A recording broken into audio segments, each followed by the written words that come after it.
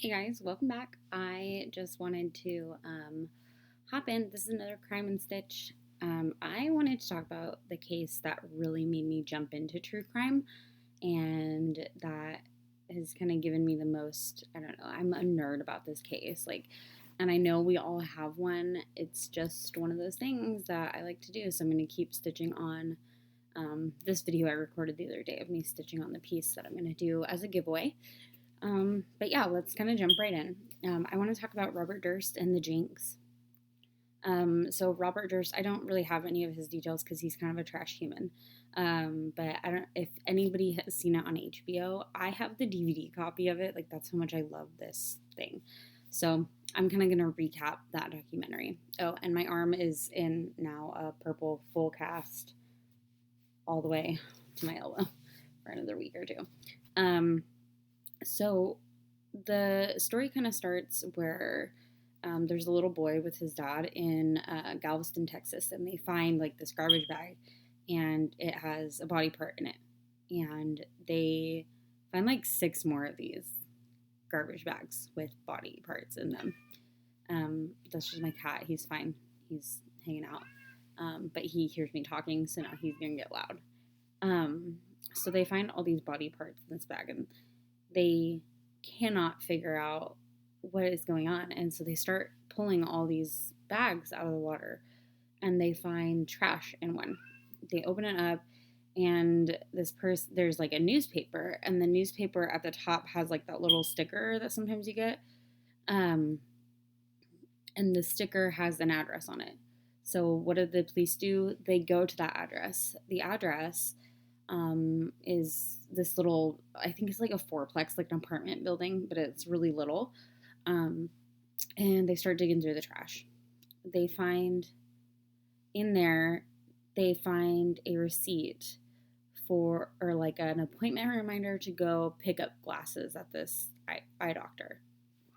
From there, they go, the police go to the glasses place or whatever, and they say, if this person with this name, Robert Durst, on it comes in, page me.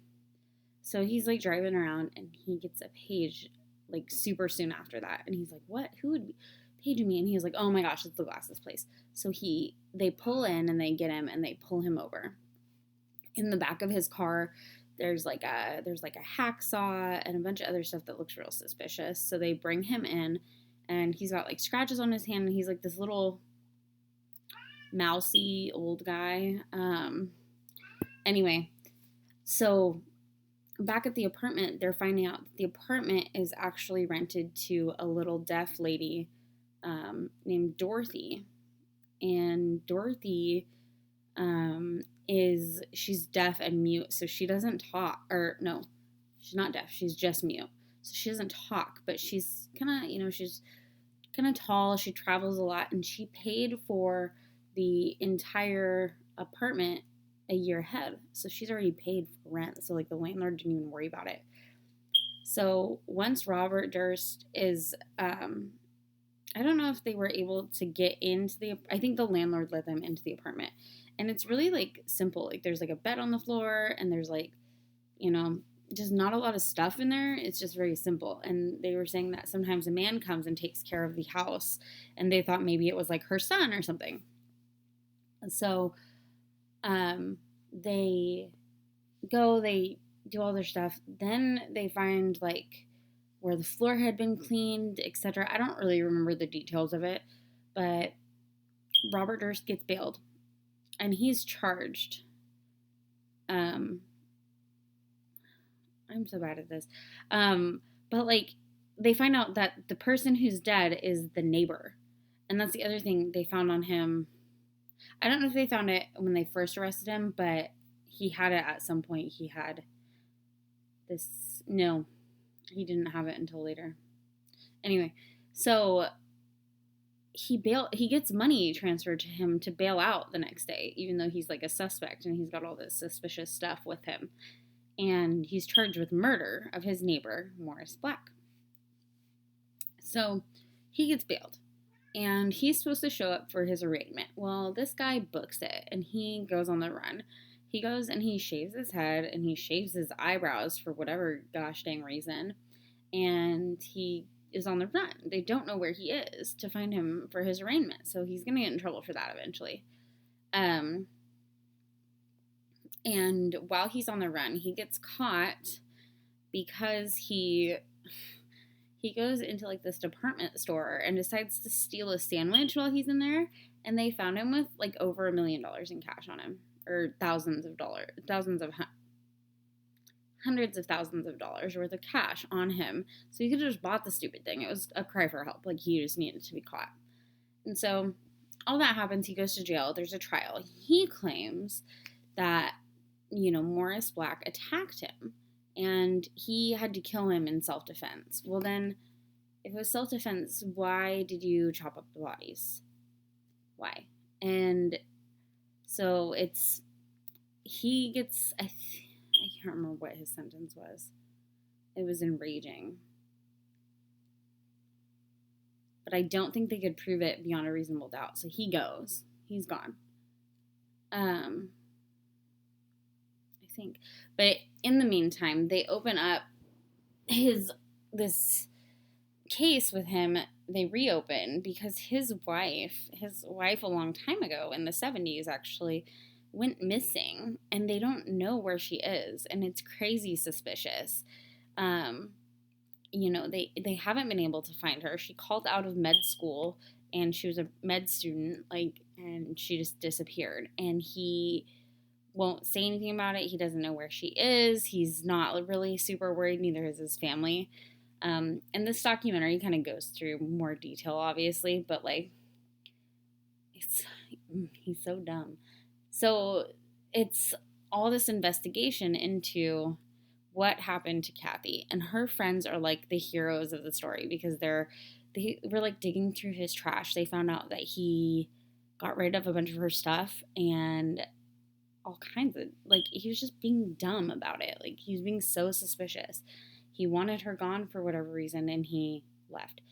The documentary also digs into his childhood. His family is they're property moguls in New York, and so they grew up in a huge house and stuff, and it's just he had some traumatic things happen to him, and it's not okay.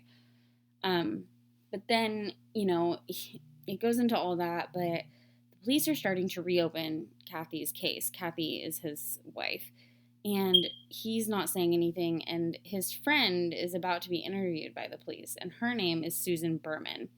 And Susan, the reason why she's about to be interviewed is because she, was kind of his spokesperson, I guess. She was his best friend, and she, her dad was a former mob boss, and she found out about it and did a bunch of research, and she was into all these projects, and Robert Durst was always loaning her money to help her.